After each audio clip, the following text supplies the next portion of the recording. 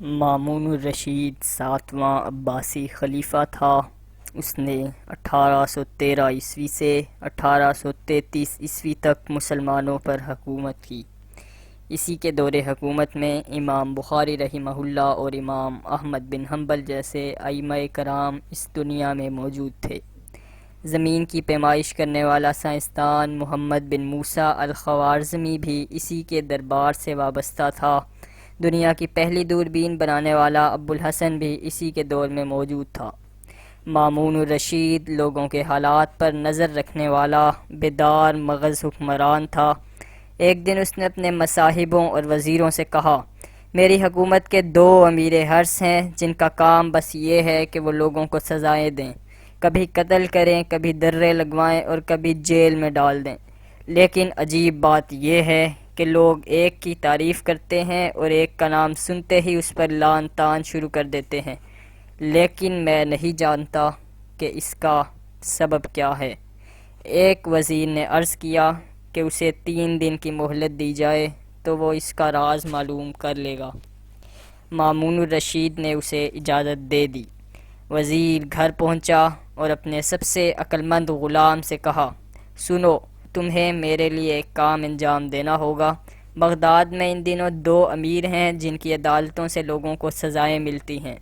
ایک بوڑھا ہے اور دوسرا ادھیڑ عمر ہے۔ تم کل صبح بوڑھے امیر کے یہاں پہنچ جانا اور دیکھنا کہ اس کے بیٹھنے کا کیا انداز ہے، کیا کرتا ہے، اور جس وقت لوگ مجرموں کو لے کر آتے ہیں تو اس وقت کیا کچھ ہوتا ہے اور امیر کیا کیا احکامات دیتا ہے، سب کچھ دیکھ آنا اور ذہن میں رکھنا، پھر آ کر مجھے اطلاع دینا۔ دوسرے دن ملازم صبح سویرے اٹھا اور بوڑھے امیر کے یہاں جا پہنچا۔ کچھ دیر بعد بوڑھا امیر برآمد ہوا۔ اس نے سب سے پہلے چند رکعت نماز پڑھی، پھر لوگ آنا شروع ہو گئے۔ اب جماعت کھڑی ہوئی۔ نماز کے بعد امیر دعا سے فارغ ہوا تو مزید لوگ آنے لگے اور امیر کو سلام کر کے بیٹھ گئے۔ اب سورج نکل آیا تھا۔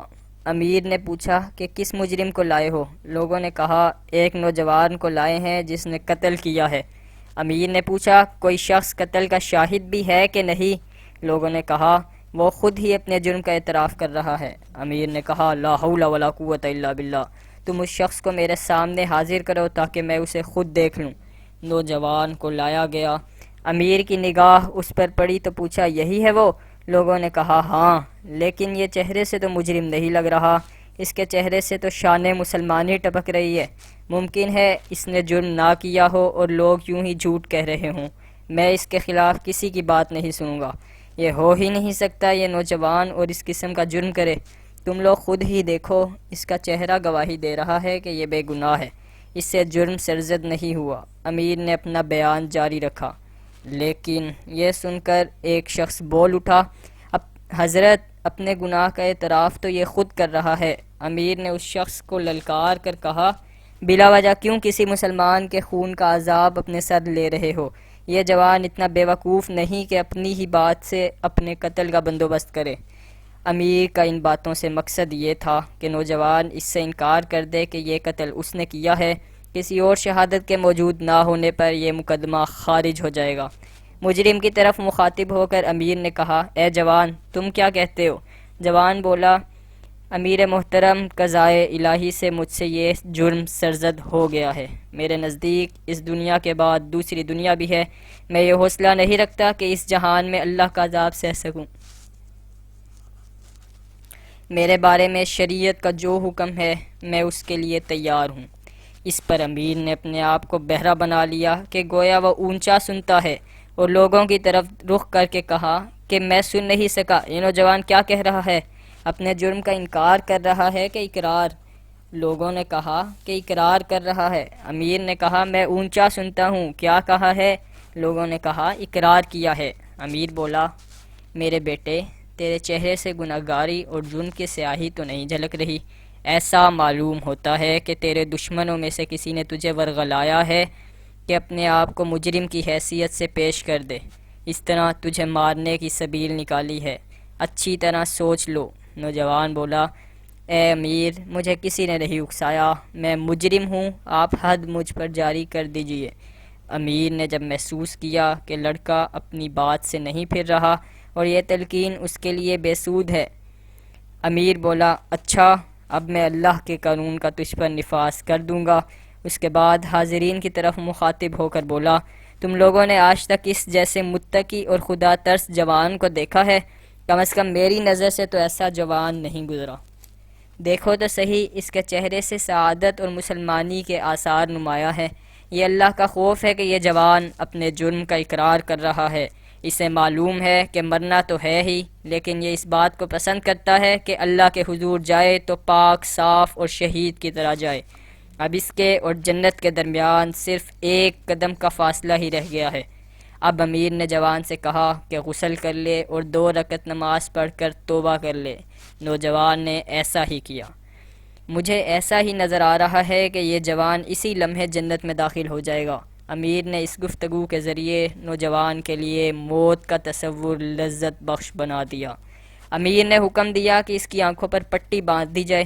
ساتھ ساتھ امیر اسی طرح جنت کی باتیں کرتا رہا اور امیر نے جلاد کو اشارہ کیا اور ایک ہی وار میں اس کا سر تن سے جدا ہو گیا۔ چند اور آدمیوں کو جنہیں دوسرے جرموں میں پکڑا گیا تھا جیل بھجوا دیا تاکہ وہاں جا کر وہ سدھر جائیں۔ ملازم نے یہ سب دیکھا اور آ کر مامون کے وزیر کو بتا دیا۔ دوسرے دن ملازم دوسرے امیر کے ہاں گیا۔ سورج نکلا تو لوگ آنا شروع ہو گئے۔ امیر بھی باہر نکلا اور پوچھا کہ آج کس کو پکڑا گیا ہے؟ امیر کی تیوریاں چڑھی ہوئی تھیں۔ لوگوں نے کہا 2-3 نوجوان ہیں جو نشے کی حالت میں پائے گئے ہیں۔ امیر نے کہا انہیں میرے سامنے حاضر کرو۔ لوگ نوجوانوں کو امیر کے سامنے لے آئے۔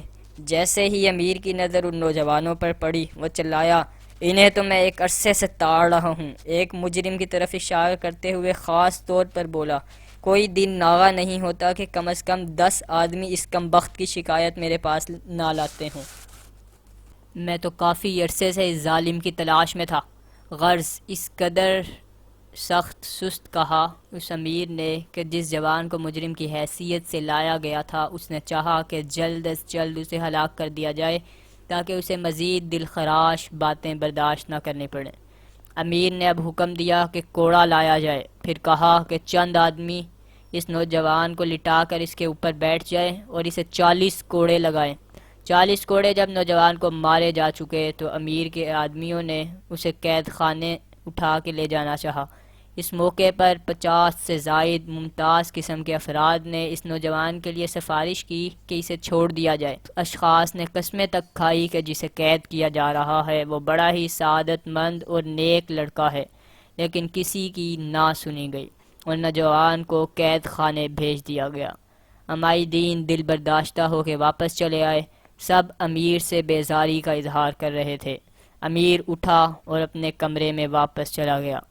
مامون کے وزیر کا ملازم جو یہاں کا رنگ دیکھ رہا تھا اٹھا اور وزیر سے سارا ماجرا کہہ سنایا۔ وزیر وعدے کے مطابق تیسرے دن مامون کے پاس پہنچا اور دونوں مختلف امراء کے طرز عمل کے بارے میں جیسا کہ اس نے سنا تھا بیان کیا۔ امیر المؤمنین مامون نے یہ سن کر بڑی حیرت کا اظہار کیا۔ بوڑھے امیر کو تو اس نے سبحان اللہ کہا اور ادھیڑ عمر والے امیر پر اس نے لعنت بھیجی۔ مامون نے سوچا اس دوسرے امیر کا جب ایک آزاد مرد سے یہ برتاؤ ہو سکتا ہے تو خونی مجرموں سے جانے وہ کیسے پیش آتا ہوگا۔ مامون نے احکامات صادر کر دیے کہ دوسرے امیر کو معزول کر دیا جائے اور نوجوان کو جسے امیر نے قید میں ڈالا تھا قید سے نکالا جائے، لیکن پہلے امیر کا عہدہ بھی قائم رکھا جائے۔